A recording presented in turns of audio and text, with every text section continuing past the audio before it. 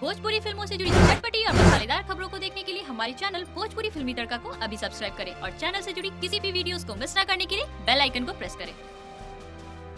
खेसारी लाल यादव ने दिया विनय बिहारी को करारा जवाब। भोजपुरी सुपरस्टार खेसारी लाल यादव ने गीतकार और वर्तमान में बिहार के विधायक विनय बिहारी को करारा जवाब दिया है। उन्होंने उनके एक एक आरोपों का जवाब बेहद शालीनता से दिया है और कहा है कि मैं तो एक गायक हूँ, गीत चोर नहीं हूँ। अश्लीलता तो पहले उनके ही कलम से निकली है और ऐसे गाने भी उनकी ही बिरादरी के लोगों ने लिखी है। खेसारी लाल ने कहा कि विनय बिहारी इंडस्ट्री में सीनियर है, मैं उनका सम्मान करता हूँ।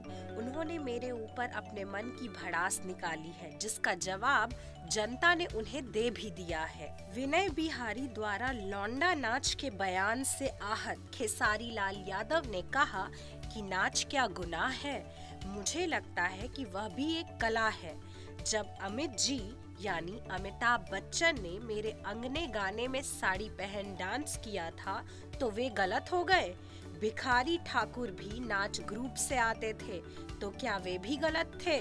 खेसारी लाल यादव ने भोजपुरी के पुराने कलाकारों के अनादर पर कहा कि बिना जी लगाकर बात करना अपनत्व को दर्शाता है। खेसारी लाल यादव ने कहा कि भोजपुरी में अश्लीलता की बात कर रहे हैं, वो भी इसीलिए कि आज वे नेता बन गए हैं, मगर उन्हें नहीं भूलना चाहिए कि इसके सृजनकर्ता कौन है। उन्होंने मुझे अपने गांव भी बुलाया और अपने घर थाली में परोसकर खाना भी खिलाया, तब उन्हें अश्लीलता याद नहीं थी।